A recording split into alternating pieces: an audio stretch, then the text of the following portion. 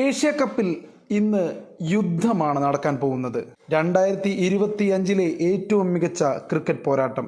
ഒരു ക്ലാസിക് മത്സരമാണ് ഇന്ത്യ പാകിസ്ഥാൻ മത്സരം കൊണ്ട് ക്രിക്കറ്റ് ലോകം തന്നെ പ്രതീക്ഷിക്കുന്നത്.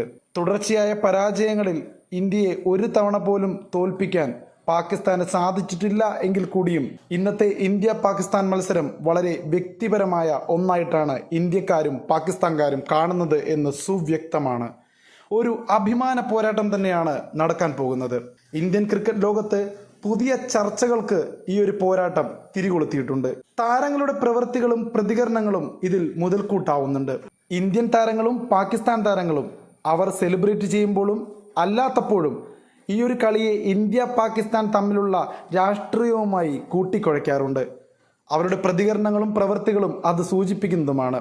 കഴിഞ്ഞ ദിവസങ്ങളിൽ സൂര്യകുമാർ യാദവിനടക്കം പിഴ കിട്ടിയതും പാകിസ്ഥാൻ താരത്തിന് പിഴ ഒഴിവാക്കിയതും വലിയ വിവാദമായിരുന്നു. മത്സരത്തിൽ വിജയിച്ചതിന് പിന്നാലെ ഇന്ത്യൻ താരം സൂര്യകുമാർ യാദവ് വിജയം പഹൽഗാം ആക്രമണത്തിലെ ഇരകളുടെ കുടുംബങ്ങൾക്ക് സമർപ്പിച്ചത് ദേശീയ ശ്രദ്ധ നേടിയിരുന്നു. ഇതേ തുടർന്നാണ് ഒരുപാട് വിവാദങ്ങളും പൊട്ടിപ്പുറപ്പെട്ടത്. സൂര്യകുമാർ യാദവിന് ഒരു കനത്ത പിഴ തന്നെ ഈടാക്കേണ്ടി വന്നു. അത്തരത്തിൽ പാകിസ്ഥാൻ ഒരു നിയമം, ഇന്ത്യക്ക് വേറെ നിയമം എന്നൊരു സാഹചര്യവും ഏഷ്യ കപ്പിൽ നമ്മൾ കണ്ടതാണ്.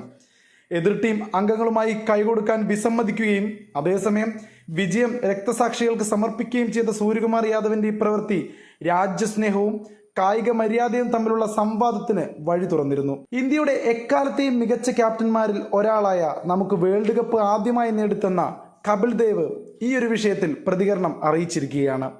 അദ്ദേഹം പറയുന്നത്, ഒരു ടീമിനെ പ്രതിനിധീകരിക്കുന്നതും വ്യക്തിപരമായ നിലപാടുകളും തമ്മിൽ വ്യത്യാസമുണ്ടെന്നാണ്. ഒരു കായിക താരം എന്ന നിലയിൽ കളിക്കാൻ ഇഷ്ടമാണെങ്കിലും സർക്കാർ അനുവദിക്കുകയാണെങ്കിൽ മാത്രമേ താൻ കളിക്കളത്തിൽ ഇറങ്ങുകയുള്ളൂ എന്നാണ് കപിൽ ദേവ് ഈ ഒരു വിഷയവുമായി ബന്ധപ്പെട്ട് സംസാരിക്കുന്നത്. രാജ്യത്തെ പ്രതിനിധീകരിക്കുമ്പോൾ താൻ രാജ്യത്തിന്റെ തീരുമാനത്തിനൊപ്പമാണ് നിൽക്കുക. എൻ്റെ രാജ്യം പറയുന്നതിനനുസരിച്ച് ഞാൻ പ്രവർത്തിക്കും, കപിൽ ദേവ് വ്യക്തമാക്കുന്നു. അതേസമയം രാജ്യസ്നേഹം പ്രകടിപ്പിക്കാൻ ടോക്കണിസത്തിൻ്റെയോ പ്രതീകാത്മകമായ നടപടികളുടെയോ ആവശ്യമില്ലെന്നും അദ്ദേഹം അഭിപ്രായപ്പെട്ടു. പഹൽഗാം ആക്രമണത്തെക്കുറിച്ച് പറഞ്ഞില്ലെങ്കിൽ ഒരാളുടെ രാജ്യസ്നേഹം കുറയുന്നില്ല. രാജ്യസ്നേഹം എന്നത് എല്ലാവരിലും ഉള്ള ഒന്നാണെന്നും അദ്ദേഹം പ്രമുഖ മാധ്യമമായ NDTVക്ക് കൊടുത്ത അഭിമുഖത്തിൽ വ്യക്തമാക്കി. സൂര്യകുമാർ യാദവ് രാജ്യസ്നേഹം പ്രകടിപ്പിക്കാൻ വേണ്ടി അതെടുത്ത് പൊക്കി പറയണ്ട എന്നുള്ള ഒരു ധ്വനി കൂടി ഈ ഒരു പ്രതികരണത്തിൽ കാണാം. എന്തായാലും ഇരു കൂട്ടർക്കും അനുകൂലിച്ചും പ്രതികൂലിച്ചും വാദപ്രതിവാദങ്ങൾ സോഷ്യൽ മീഡിയയിലടക്കം നടന്നുകൊണ്ടിരിക്കുകയാണ്.